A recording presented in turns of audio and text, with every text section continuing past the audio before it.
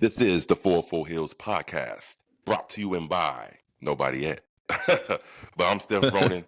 That's my man Aaron McKee. What up, y'all? We coming to you with the top 5 storylines of AEW's week. So let's get right into it. All right. First off, let me preface this by saying to everybody in the iDubbbz saying that AEW doesn't put a lot of focus on their women's division. Well, you're sadly mistaken, because for the last couple of weeks, if you've been paying attention, Tony Khan has been really ramping up the women's TV time on both Collision and Dynamite. And I say that to say this: the women's factions. This is my number one storyline of the week: women's factions. So this goes back to the Collision episode on Saturday, where we had, right after Chris Statlander's match, she met a girl named Layla Cross. Layla Cross, someone from Japan, and she was hitting all cylinders with this girl. This girl at Layla Cross was actually pretty good, to be honest with you. So after Chris Statlander's match, she's walking up the ramp. Willow's Nightingale music hits. Dun, dun, dun, dun, dun. Bro, tell me why Chris Statlander still got her hands in the air in victory pose, trying to ignore her. Yeah. They walk past each other. They ignore each other. I said, okay, there's something to that. Something's gonna lead to that. Boom, Willow Nightingale, because it was leading up to the Willow Nightingale versus the Toxic Spider Tekla match, which to me started off pretty slow, but it ended off really good. Like, they picked up the pace and they did the damn thing. What'd you feel about this match? It was a good match. Especially after the squash match we just watched with Chris Statlander. I was like, I know this. Anytime the person's in the ring, they're like, this is this person. I was like, squash match, it's over.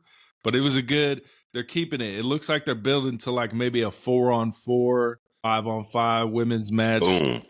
Blood and Glory, I think they're calling it, or something. Blood and Guts. Blood and Guts. We get the Blood match. and Guts, and right on the spot with me, because check this out. Right after the Tekla match, Tekla is in the Triangle of Madness. Sky Blue, Julia Hart. Tekla wins the match over Willow Nightingale due to outside distraction, interference, or whatnot. They start jumping Willow. Then who comes down? Penelope Ford and the Megasis, Megan Bain. For some reason, I don't know why, I actually thought that they was coming to like save. I was like, oh, they about to come down here and save? I was like, this is making no sense right now. And then she came in and Penelope Ford started putting the boost on. They started molly-whopping. Man, molly-whopping and cornfield stuff. You know what I'm saying? That's what they was doing. Hey, and then check it out. After that, who we get for the save? Queen Aminata. I am so impressed with Tony Khan. He is really putting Queen Aminata, like, I ain't gonna say the rocket. Let's say he putting a little rocket on her back. Yeah, he put a jetpack on her back. You know what I'm saying? That's what he's doing, because he is featuring her more and more. Word on the street right here. Throw this in right quick. She's actually signed a 3-year deal with AEW, so she's going to be there for another 3 years. So apparently he sees something in her. I do too. To be honest with you, need to keep Queen Aminata. All right. So we get Queen Aminata, and who's with Queen Aminata? Jay and Ty Mello. Yeah. Now, the only person in this group out of this trio, Ty Mello, I'm just like, she's been away for so long. I do know she do have a history with AEW, and they try to give her a push. Tony Khan really, he put the rocket on her back, because he signed her and Anna Jay to the Jericho Appreciation Society, and they were the only females. So there was actually, standing out more than any other females in the women's division at the time, because it was with, Chris Jericho. But eventually that shit ran dry, you know what I'm saying? Just like all Jericho factions runs dry. So moving on from that, we have these 3 ladies coming to the aid of Willow Nightingale.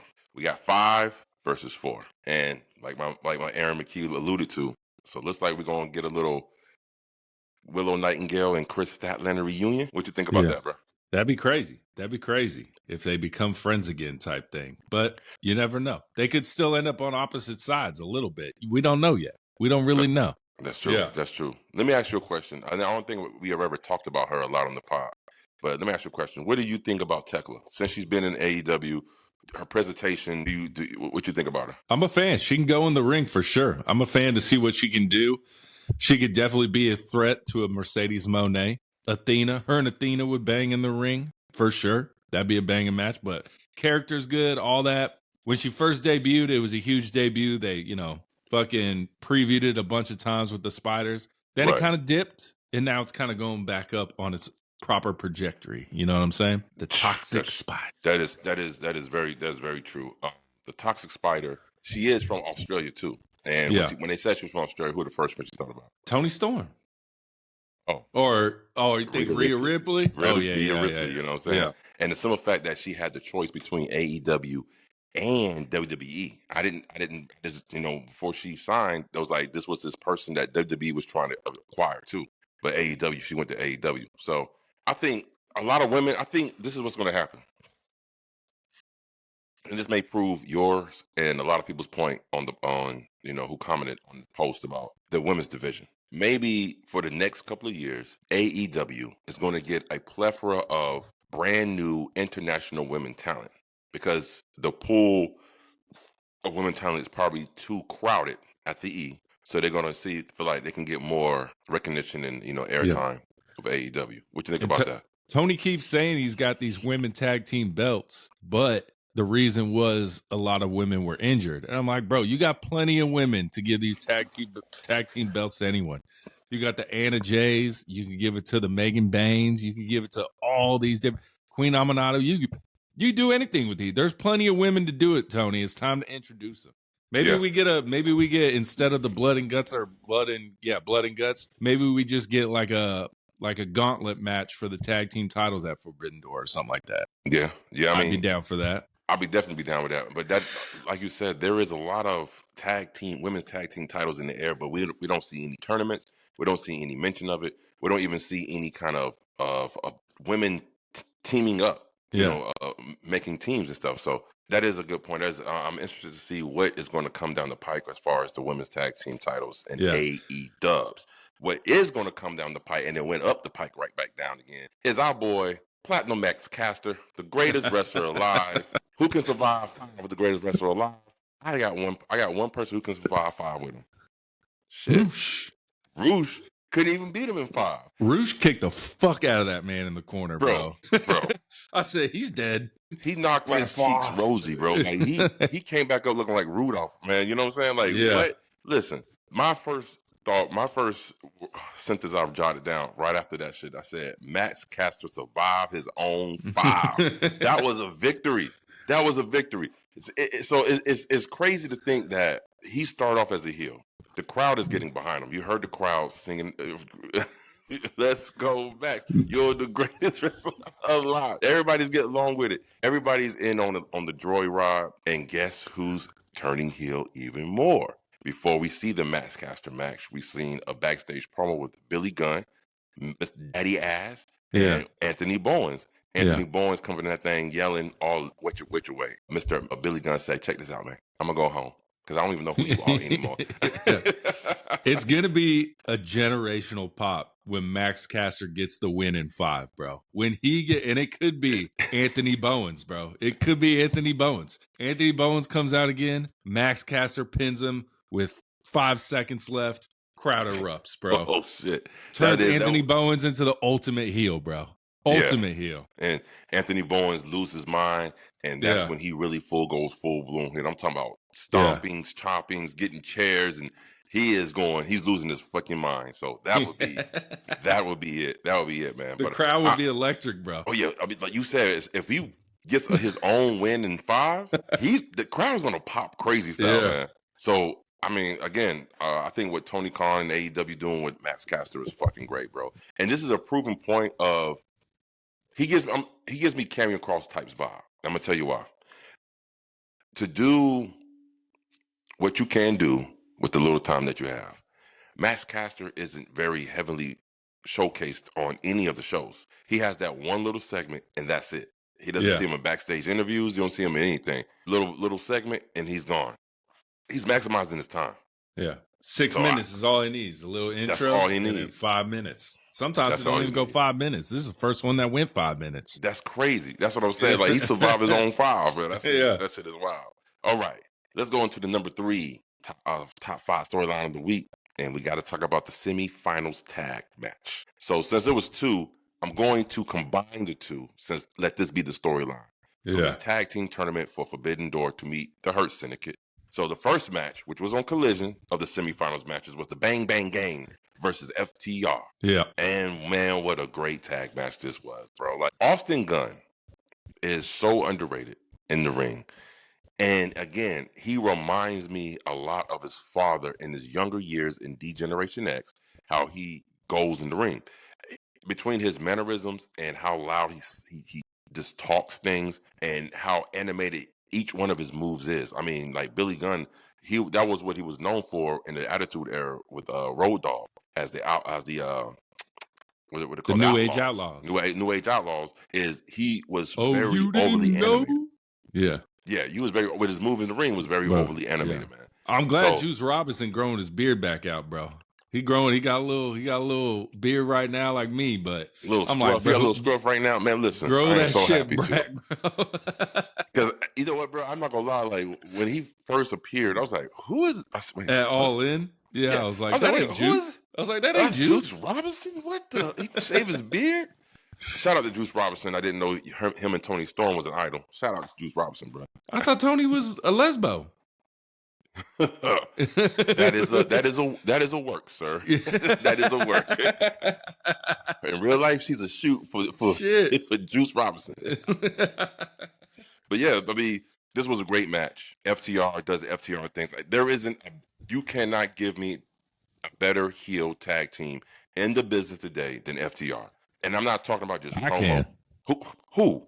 The young motherfucking Bucks, bro. Better. Oh, hold on. A heel tag team better than FTR. Let me finish though. But this is the qualification. Mic skills on point. Persona on point, right? But it's the wrestling style. They wrestle a heelish tag team wrestle style in the ring. Not a lot of people do that. Not even the Young Bucks wrestle Young a Bucks, heelish. best tag team on the earth, bro. I'm Hands not. down. Hey, look. That's debatable. They proved it on Dynamite, bro. That was a fucking great match. That was the other semifinal match. Brodito, which is Brody King and Bandino versus the Young Bucks in the semifinals. But hey, man, the Young Bucks and bro, when you got that finishing move that Brody King has with Bandino, how he does it, I don't know. I rewinded it like 4 or 5 times. Whatever. I'm trying to see how does he contort himself to you know what I mean? But that shit looks crazy and it's great. And they got the win over the Young Bucks, though. Even I was surprised at that, bro. I was shocked as hell. Was you? I was shocked they beat Gates of Agony, Brodino, and then they go and beat the Young Bucks, bro. And then they go and beat the Young Bucks in this tournament.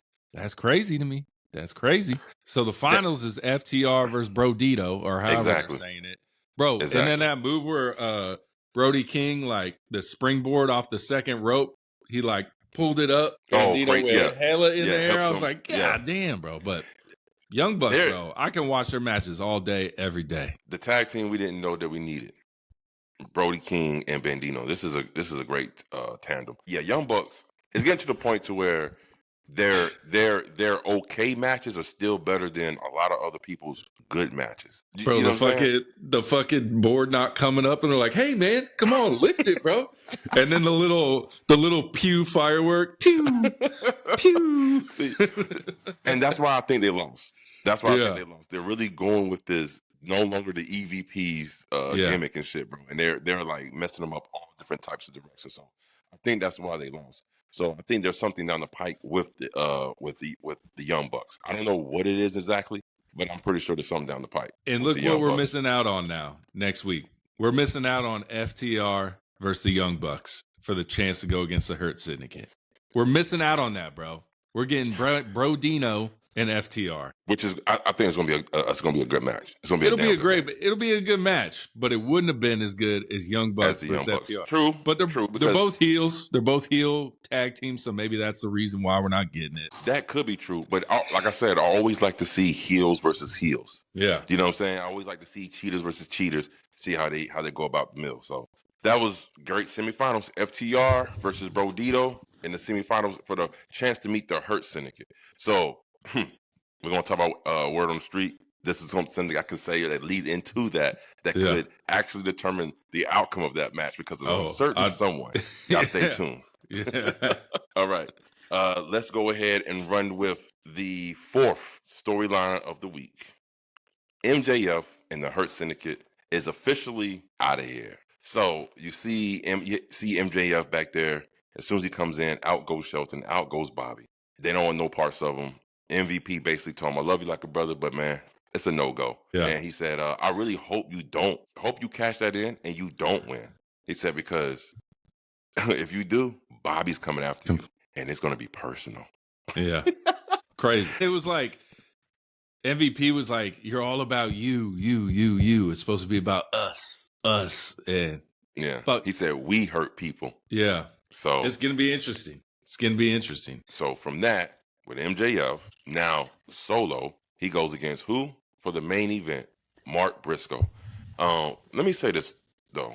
I'm feeling this. I like this serious, angry, pissed off Mark Briscoe. Better than the comedic, loud, fast-talking, country boy, persona. I like this serious. What do you think? Like, what do you think? Or I like it. It's just like he's still like that AR Fox type guy. He's just gonna keep losing, bro. He just keeps losing. Yeah. No matter what his character is, that motherfucker taking the pin, bro. Every time. That's true.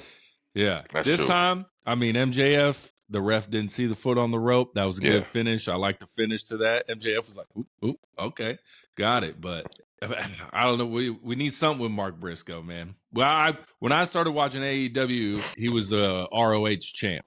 That's when I started. Yeah. So, but ever since then, loss after loss after loss after loss after loss, bro. It's crazy. It's crazy. Him and AR Fox, bro. Yeah. Let him say. Yeah. Tony Khan said Malachi Black and Rusev are gone. I need some more people that are gonna lose. You and you. you and you. Y'all gonna be my new weekly jobbers. My featured jobbers. That's what they call them. So from that, MJF beats Mark Briscoe, in the MJF faction. Then here comes MJF trying to go more work on Mark Briscoe. Talking about kick a man while he's down. He's trying to do more than that. Here comes Hangman. Put that pinky ring on, bro. He's always busting them wide open. And here comes Seabiscuit, as MJF called him. Hangman Adam Page comes out there, and they going at it. MJF and Hangman going at it. They got to get the whole pull apart. Let them fight. It's happening. So right now, I guess we just officially started the storyline of MJF and Hangman. And he's gonna bait him into giving him a title shot without using the contract, bro. I guarantee. You think Hangman's gonna fall for it? Yeah, and I would love to see where this happens. Hangman wins, but then MJF beats him down, then goes to cash in again. MJF loses again. Same night, bro. Yo, Phil cashing like Christian. Yeah. Phil cashing like Christian. But right after you got your match you wanted, you lose that. Then you're like, fuck it, let me beat his ass. Cash in again, lose again. Same night, same 10-minute span. I would love to see that. It would make MJF break. It would make him break, bro. He would lose it. Right? Yeah.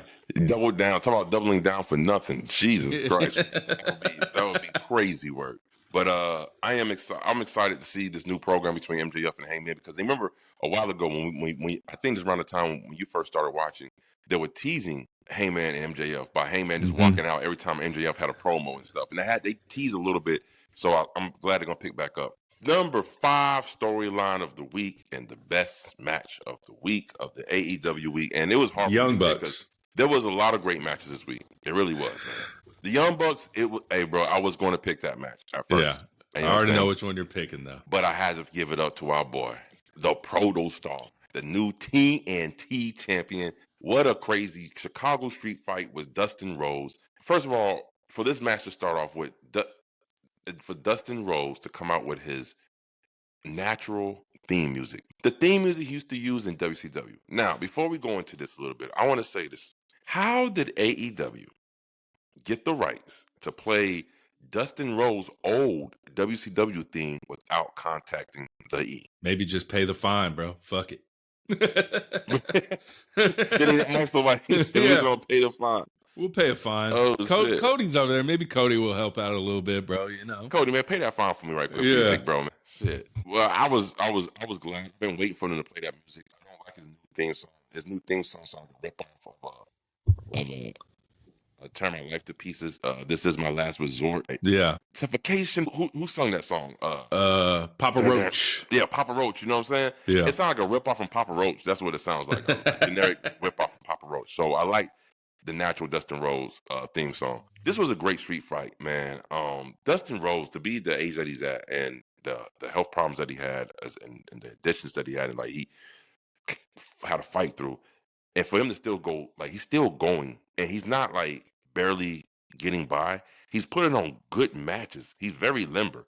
This match was good, bro. But you got someone like when you're working with someone like a Proto Star, you can't go wrong, man. What you think about this match, man? Bro, awesome match. I know a lot of people who hate AEW hate these bloody, gory, hardcore matches. To me, I watch it for what it is, entertainment. And it was entertaining as shit, bro. Let me ask you this. Can you watch a street fight match without any blood being shed? I mean, I just did over SummerSlam, bro. I watched two of them, bro. I watched Becky and Lyra, John Cena and Cody. When I mean, can you? I mean, do you like to see blood? Does it add a sense of realism when you in a street fight and someone gets cracked open? Yeah, and what's crazy, I saw someone post online too. They're like, when WWE needs blood, they'll like cut themselves. They'll hide and cut themselves, except for like your rare occasions when like CM Punk hit Drew with the fucking toolbox, busted his shit wide open. But in AEW, when blood comes, it's just because they got hit in the fucking head, stabbed with a screwdriver, something like they didn't cut themselves. That shit just fucking happens because they're taking that lick, bro. It's insane to me, bro. But bro, ain't no man putting thumbtacks in my fucking Johnson, bro. That ain't happening. That ain't happening. It ain't kicking me, bro. That ain't happening. Listen, first of all, that was, I don't care who you are. Just the thought of that, I said, I got squeamish myself. Like, ew, boy, this is unpleasant as hell. Yeah. And then on top of that, thumbtacks in the glove. They talking about some iron claw. He gave him the iron claw, bro. That was crazy, bro. That was crazy. Listen, and one thing I can say, I do see this, and I know you saw it too. I know you saw it. Kyle Fletcher was originally supposed to stab him in the leg with a screwdriver, right? But whatever they had in Dustin's leg wasn't properly positioned. Yeah. So blood. He came back. He found it. He wiggled it. There it is. I was like, oh, I saw he moved something in his leg and he just stabbed it. You know, Dustin Rhodes just took it out, man. Great match. TNT champion.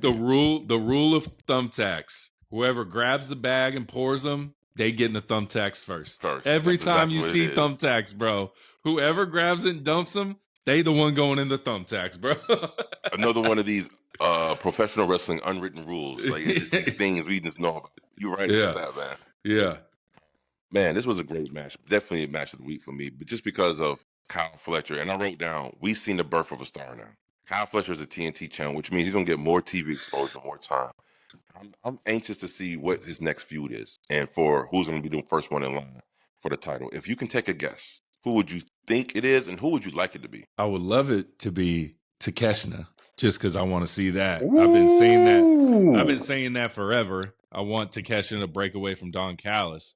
But what if Jack Perry comes back? Jungle Boy Jack Perry. Jungle Boy, not the scapegoat Jack Perry. No, but Jungle Boy Jack Perry comes back. Do you think he gets a warm reception if that was to happen? Do you think he gets a warm reception? Not at all.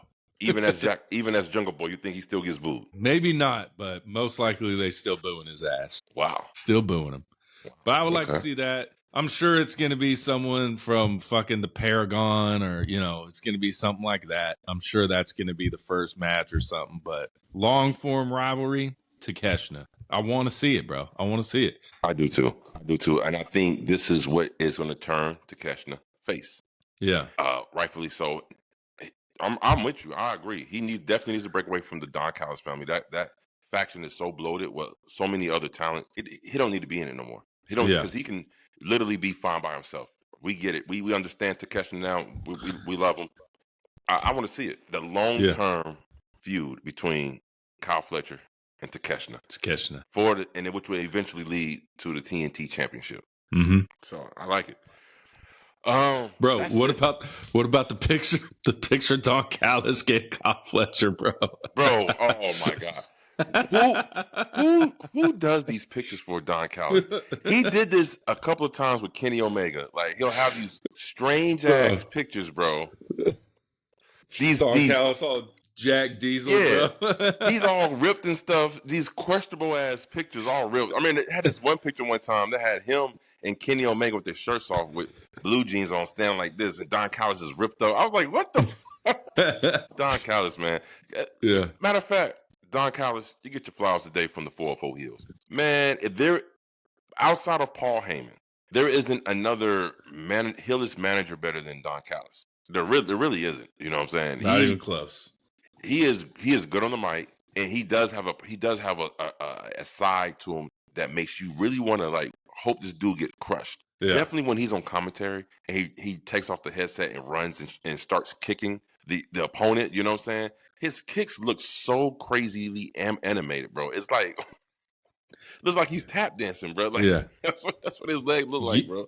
You know what I noticed too about the AEW hardcore fans and WWE hardcore fans? What's that? So when Gunther taps out at WrestleMania, crowd chants, "You tapped out" all the time now. Right. WWE fans are like mad about it because it ruined his blah, blah, blah. It ruined his aura, blah, all this bullshit. Jon Moxley is now getting "You tapped out" fucking chants all the time. And I haven't heard one AEW fan online be like, that ruined Jon Moxley's aura. But like, it's just like, it's a fun thing to chant, guys. It's like, it doesn't ruin the character at all. It doesn't do anything. They're a heel. You're supposed to chant stupid shit towards heels, man. That's the way it's supposed to be. Well, that's because I think some WWE fans just don't understand how Gunther could tap out to a sleeper hold, which is his enough, own sleeper hold. It's just so strange. It's only a sleeper hold. How could you tap out? Oh, okay. Yeah, just go to sleep. You know what I'm saying? Just go to sleep like everyone else does. With Moxley, he got choked the fuck out with a chain. With a chain. He was literally going to die. If AEW, if I did hear an AEW fan say, man, you know, Jon Moxley lost from Oracle, he got choked out with a chain. Why you tap out? Bro, what you think? Let me choke you with a chain and see if you don't tap out. Shit. But yeah, bro. That shit is good, man. But that's the top 5 storylines of this week of this AEW weekly review. We're coming to you. Thanks for tuning in. Make sure you keep up and you watch Word on the Street, episode 26. Coming to you live. 26. Aaron McKee, Steph Ronin. Deuces. Peace.